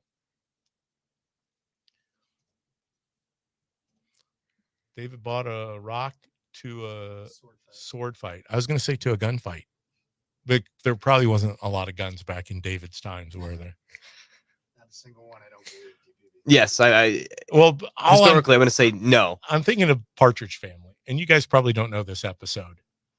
I don't think so, no. But I don't know what's going on in this episode, but basically they're in this old style Western bar, and Keith Partridge, see, I'm dating myself, but Keith Partridge is playing Mr. Kincaid. He's the villain, and they're having a card game, and he says, he says something, he lays down his cards, and Keith goes, like royal flush or whatever, and he goes loaded pistol, and he goes, he's in the background strumming, he goes, nothing beats a loaded pistol. Yeah Nothing beats a loaded pistol. Bringing a gun to a knife fight, or bringing a rock to a knife fight. Sword fight. Thank you. All right, here we are at Cities 92.9, the news and talk of Bloomington Normal. Thank you, everyone, for joining us live on Facebook. Please like, subscribe to any of our platforms, whether that be on Twitter, YouTube, or Twitter, YouTube, Rumble, and Facebook. Yeah, that's where we're at. Yeah. Kevin's on some fancy thing, but I'll let him tell you about that. He does other things. But there's millions of platforms. Getting in with the youth. And now you will be joining us on X. X is not it's called. Twitter.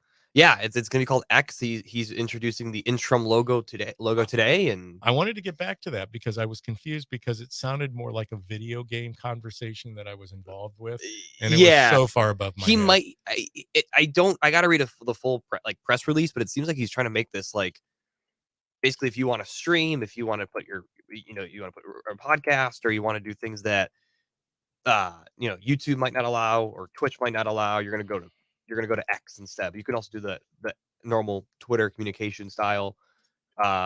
He said, I saw something about stocks and trading, putting that into there, so you could do it all. You just kind of do it all in one place. It's $45 billion, right? Is what he poured into Twitter. If you're going to put $45 billion into a company, you're going to make sure that you walk this thing out. It's fascinating because this testimony that this journalist is giving in front of a congressional hearing, where she talks about the article and the tapes and the videos and the audios and everything else that the Obama administration was aware of prior to the election of 2020, that Twitter was suppressing a lot of this. Yeah.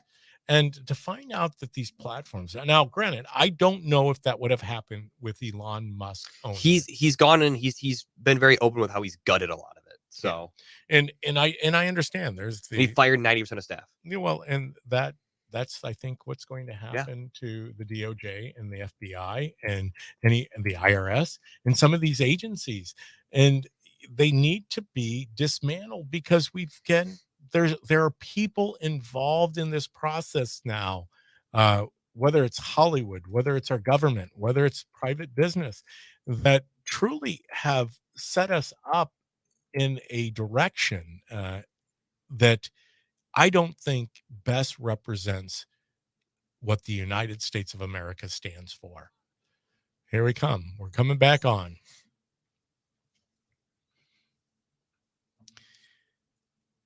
That was the shortest bottom of the hour break that I've ever experienced here at Cities 92.9. But that must mean that I'm having good conversation with friends like my friend Josh Bender, who is back in Illinois. Believe it or not, he left the state of Nevada to come back to Illinois. Temporarily. I go back at the end of the week. He has to, because your school year is going to start over again. Yes. When do you start up classes again? The first full week of August. And for those folks out there, if you're just tuning in, Josh used to be part of the Speechless Show when they first originally launched. It was Josh Bender and Kevin Ferris, and they had Eduardo Monk in there too. But when they originally launched, because you guys had your own podcast. Yeah. What was the name of that again? That was Civil Discourse. Civil Discourse. Look at that. that was away from Paul Garcia, who just went by the door. The studio door is open. So, hey there, Paul Garcia. Paul Garcia's Video Productions. Just a little shout out. I did not wear my Paul Garcia shirt today. I was tempted to do that. I'll do it next week for Paul Garcia. Definitely, it was interesting that Paul just walked by. Yeah, because that's where I just was going to go with this. Oh, really?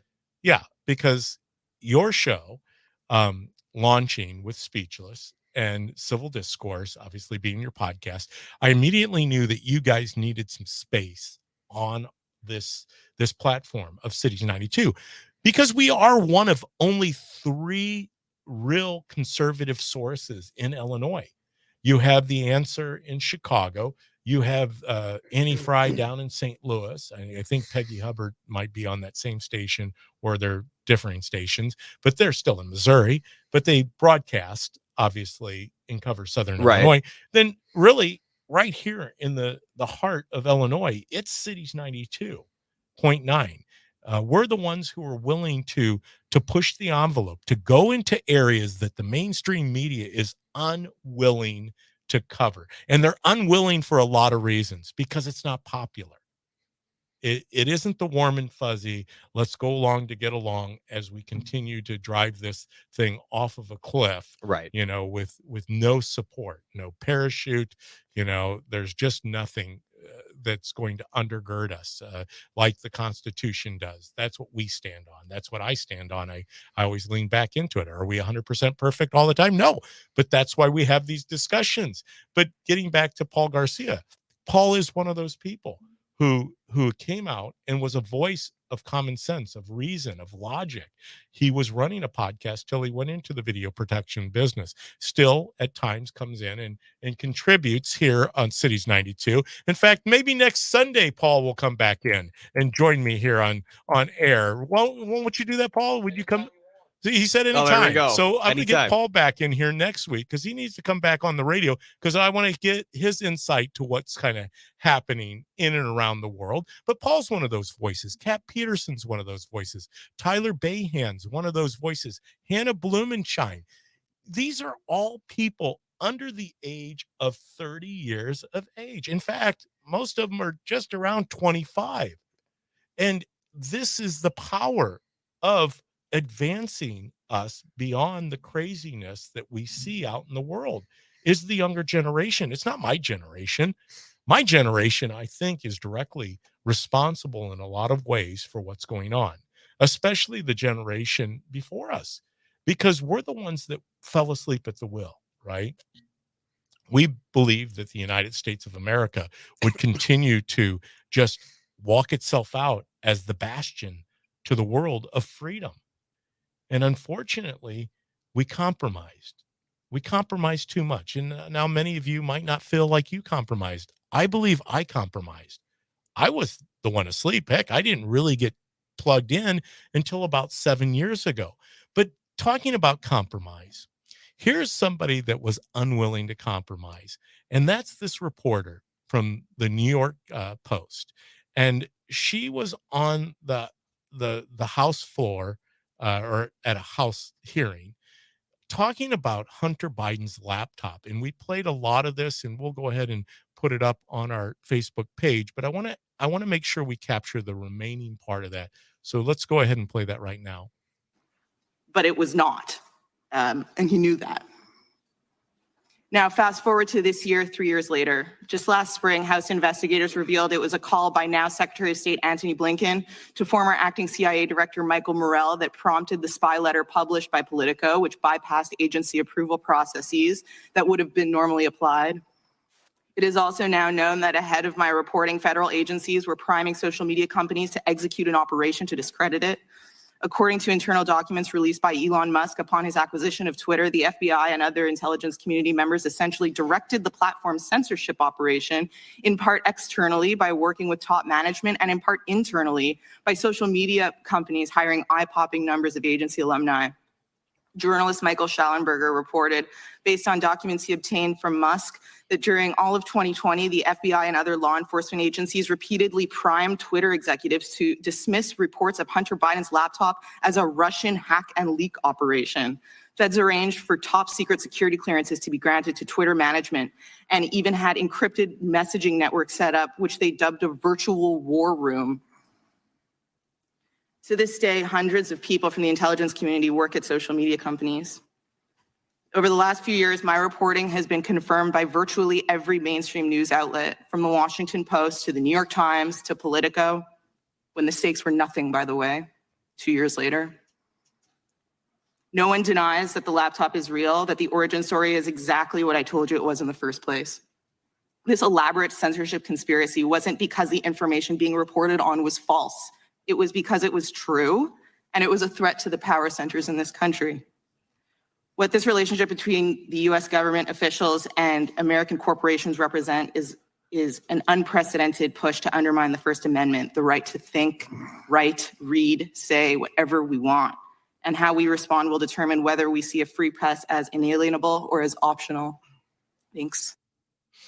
So, something interesting as I watch her, and getting back to the topic of conservative teachers in the classroom, will we ever have a free and open classroom again? I mean, not to say that you don't experience that where you're teaching out in Nevada, but here in Illinois, can you only imagine you guys experienced it at Illinois State University. The odds were stacked against you. Yeah. Right? It was 1 in 10. Are we ever going to have that free flowing? I mean, here they vilified this woman. It's part of the reason I think she's with Breitbart, started with the New York Post, and she's going quickly even more conservative. Right. No different than Tucker Carlson. Any of the headliners that we talk about, they've had to find other parallel platforms in order to get the word out. Are we going to have a separation of conservatives and left-leaning progressive mindsets in different public school systems? And is that beneficial at all? Yeah, I mean, cause? I don't think so. I do, working with these high schoolers, they want to have these conversations. They just don't. Their biggest complaint is they say no one ever gives them the time of day to do it. And so I've tried to make my classroom that place where I come in and I say, listen, I don't care what you believe. You can believe what you want. But at the end of the day, you do have to have some sort of logic behind it. You have to have some sort of thinking behind it. You have to have some sort of critical thinking behind it and be able to have a conversation about it and formulate a sentence that defends your position. Defend it. That's maybe defend it. Be able to defend your position. And we can go back and forth. And at the end of the day, we're going to walk away saying, you know what? Maybe we haven't changed our mind, but you believe what you believe. I believe what I believe. And I know you believe that you believe it because you have looked into it and thought about it, and not just because you heard it. And I believe that, and it's good to hear, because I know that it's happening, because I'm not just hearing Josh Bender. If you're just joining us here at Cities 92.9, the news and talk of Bloomington Normal, I am David Paul Blumenshine. This is the DPB show. And yes, today has been the theme of conservatives in the mainstream arenas of business, Hollywood, education. We already know that they're in Hollywood. We got The Sound of Freedom. If you haven't seen it, go out and see it. In studio with me is Josh Bender, formerly of Speechless, with Kevin Ferris, which you can catch Speechless directly after my show, which Josh is going to move on over to. Well, he might move over to this seat and take my seat with the microphone. Well, I mean, you can have it. That was the intention. And I know that's a great, it's so easy to get into these conversations with you guys, but that's part of the reason I want you guys to take these seats. I want young people to take these seats. Because after I'm no longer doing radio, who is going to be the voice behind the DPB show or the Speechless show? And I know you guys are concerned about that. Obviously, teaching high school, you're just telling us these young people want to learn. They do. They want to understand. Their minds, they're no different than you were, meaning you, the people listening right now to Cities 92.9, who I love. Thank you for listening to the show. They're no different than you were in high school. Yes, the world around them might be a little different than what you experienced, but it's pretty much all the same thing. I love the biblical verse that says there's nothing new under the sun, because there isn't nothing new under the sun. I take it down to one thing. Defects in our society are pretty much sin-based for the most part. They're man-made, That's how the fall in the Garden of Eden happened. But that's what's manifesting itself around these young people. These young people truly want common sense. They want logic. They want rationale. They want science. They want math. They want true history. They want to understand how we went from point A to point B. I always point back to the 1970s is where a lot of this started. I mean, if you take it and walk it forward, Pope John Paul II wrote the encyclical, he wrote a book called The Theology of the Body, which was based on one of his writings, his encyclical writings, and it talks about humanity and the manifestation of where we're going, and the devaluing of human life. Even though we value human life, we devalue human life. We do that all in the same breath in a lot of instances, which means our young people have to be utterly confused by what we adults are doing. And I talk about us grown-ups because they're looking out to a world that is fighting over everything. In fact, most recently, and I'm certain that Kevin's going to cover it on Speechless, and that is what's the song called? I just drew a blank. Jason Aldean. Jason Aldean, Small Town. Try That in a Small Town. Try That in a Small Town. Well, you know what? Here we have once again an outrage, and it covers the media. It's like, are you kidding me? It's a song. It's a song. And if you want to know what the lyrics state, go and look at it. I saw a side-by-side comparison of the lyrics of Jason Aldean's song and Cardi, how do you say her name? Cardi B, her song. And I won't repeat what her song is. You go look it up for yourselves. But it's the difference of night and day that you're going to boycott this song, but you don't boycott this song. I mean, I'm not really one for boycotting too much. I think the easiest way just to show your displeasure with something is either not listen to it, not purchase it, turn it off, scroll by. Just don't even engage with it. Don't engage. First and foremost, because it goes back to my point, which is I've never been able to convince somebody who has a mindset, and I think you're probably finding this out in your first year in the classroom, and that's not your job.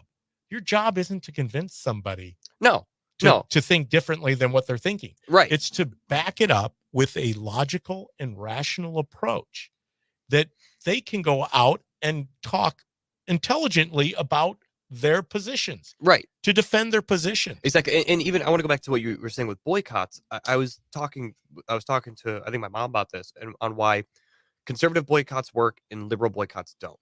Conservative boycotts work because we just don't engage, we just don't do it. But we were the consumers anyway. Where liberal boycotts don't work because they were never the consumer and they're just trying to shame you to not do it. That's why our boycotts work. You know what? That's something I want to share with you when we come back. It's one of the best writings I've seen. It's called The Fellowship of the Unashamed. And that's what I'm going to kind of leave you with here today on the DPB show and kind of turn it over to the young guns, because these guys got 2 hours ahead of them. I know Josh isn't going to be with Kevin for the full 2 hours, but because Kevin's got a lot of material based on the finger typing over there. Kevin's got a lot. He's put forward a whole show during my show. He works hard. He works hard. One of the hardest workers. Easily.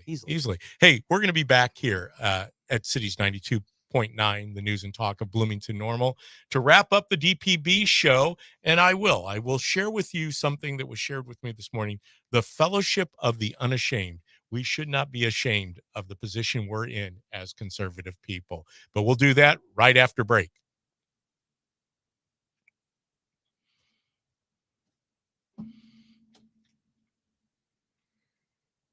Okay, back on Facebook. Perfect. All right.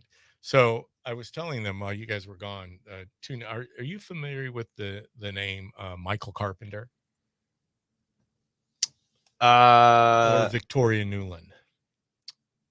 The only Carpenter, I'm thinking of John Carpenter. I was thinking of the guy who made the Halloween movies. Yeah, well, there's that, and then there's the Carpenters, the music musicians, but that's a way past your time. or way before your time. I shouldn't say way past your time, way before your time. That would be Back to the Future, way before your time. Yes. Michael Carpenter and Victoria Nuland are the two people referenced by Joe Biden in that little staged interview. Oh, yeah. Where he's speaking about this is Michael staring, and then he talks about Victoria. Oh, that's Cities George. Hey, Butch, good to be talking to you. Oh, Butch is on. Okay. All right. Butch is probably going to have me make an announcement right now. That's our friend Butch from the American Legion. Very nice. All right. Do I need to make an announcement on Facebook? Awesome. I will. Thank you so much. Talk to you later, Butch. All right. What do we got? What's basically just him saying thank you to you, me, Kat. Oh, okay. Well, thank you, Butch. And official thanks from the American Legion. Official thanks from the American Legion. We look forward to doing more things with the VFW, the American Legion, all of those veterans organizations that help the cause of Seats for Soldiers. We started doing Seats for Soldiers. This was our 6th annual Seats for Soldiers out at the Corn Crib. Right now, you can still contribute by texting SEATS to 77000. Once again, you text SEATS to 77000. We're over $18,000. We are trying to reach our last year's goal. We understand things. It's the Biden economy, Bidenomics. According to Joe, you should be able to contribute more money than you did last year. Now, we know that's not true. So we're going to just take whatever we can. If you got a few extra dollars that you can put into the kitty, we sure do appreciate it. I know our veterans do. And as you just heard, Butch Extum from the American Legion called in to say thank you for what we do here. Before that, we're going to come back and we will wrap up the show. And I've got it right here. I've got to read this. I got to read this to you when we come back.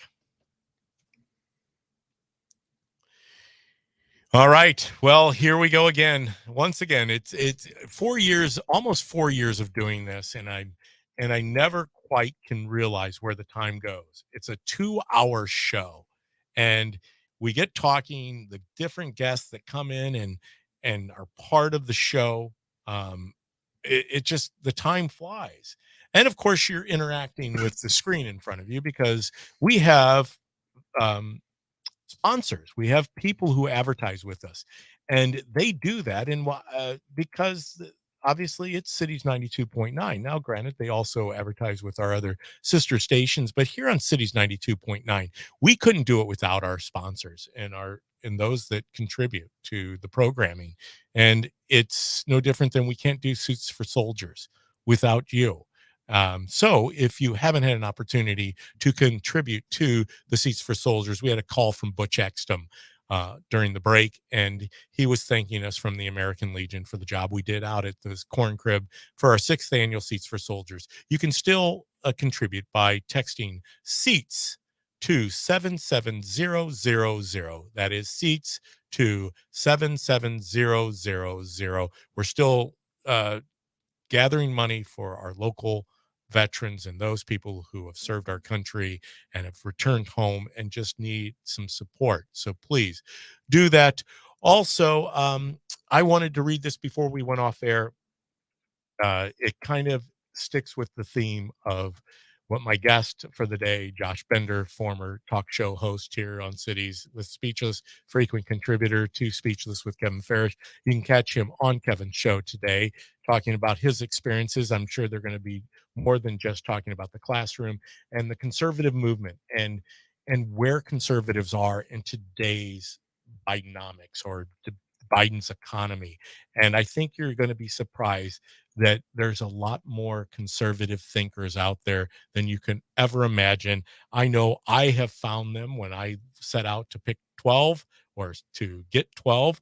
You know, these guys are proof of that. And so with that, no further ado, this was shared this morning with me, and I want to read it for you, is the Fellowship of the Unashamed. I am part of the Fellowship of the Unashamed. The die has been cast. The decision has been made. I have stepped over the line. Boy, that's true. Stepped over the line. It's somewhere about the time that I sponsored that trip, according to the local media, to Washington, D.C. for the insurrection. I am a disciple of his, and I won't look back. Let up, slow down, or back away, or be still. My past is redeemed. My present makes sense. My future is secure. I'm done and finished with the low living, sight walking, small planning, smooth knees, colorless dreams, tamed visions, mundane talking, cheap giving, and dwarf goals. I no longer need preeminence, prosperity, position, promotions, plaudits, or popularity. I don't have to be right, first, tops, recognized, praised, regarded, or rewarded. I now live by faith. Lean in on his presence, walk with patience, live by prayer, and labor by the Holy Spirit's power. My face is set, my gate is fast, my goal is heaven. My road is narrow, my way is rough, my companions are few, my guide is reliable. My deluded, my mission is clear. I'm sorry. I cannot be bought, compromised, detoured, lured away, turned back, deluded, or delayed. I will not flinch in the face of sacrifice, hesitate in the presence of the adversity, negotiate at the table of the enemy, ponder at the pool of popularity, or meander in the maze of mediocrity. I won't give up, shut up, let up until I have stayed up, stored up, prayed up, paid up, and preached up for the cause and the cause of Christ. I am a disciple of Jesus Christ. I must go until he comes, give until I drop, preach until all I know, and work until he stops me. My banner is clear. I am a part of the fellowship of the unashamed. I don't think it could be said any better than that, Josh. That's wonderful. We can't live unashamed. Obviously, you guys are the future of what happens in this country. I'm pretty certain you want a future, right? I do. Yeah, I see a good future ahead of us too. I really do. So you're long on America too? Oh yes, absolutely. Kevin, how about you? Long on America? I'm long on America, DPB. Well, and so what does America going forward look like? You obviously have experienced young people in the classroom, and I know we're up against the end of the show, but what does an America look like going forward for you? To me, I think it needs to be one that focuses on our strengths and focuses on our weaknesses as well, but more our strengths. Where are we thriving? How are we better than other countries? Where are we not excelling at? What can we work on? Focus on what needs to be worked on, but also making sure that we preserve those strengths. I think we focus so much on what's wrong that we forget about what's right. And if we don't preserve the strengths that we have, this country's not going to continue to exist. We need to get back to just talking to each other about the hard topics, and not in a rude way, but in a, hey, let's agree to disagree sort of way. Let's get back to like Jason Aldean said, the small town values, and focusing on really looking out for your neighbors and looking out for your community and loving one another. And that's how we go forward. The ultimate rule that we should all live by is to treat others as we would like to be treated. Yes. To one of the first commandments, to love God, then love your neighbor as you love yourself. Thank you, Josh. And Josh, real quick, and I know this, we'll let Kevin do this on the other side. Kevin Ferris in Speechless, he will have Josh with him. Yes, but I wanted him to talk. I'm sure you guys are going to banter back and forth about who your pick is for the Republican nomination. I'll be tuning in. I hope all of our audience is jumping over to Kevin's show, because I want to hear who Josh Bender would like to see as the Republican nominee. Absolutely. For president. Absolutely. Hey, thank you once again. It has been my privilege to be here at Cities 92.9. Don't miss any part of Speechless coming up next. Until next week, peace, love, and happiness.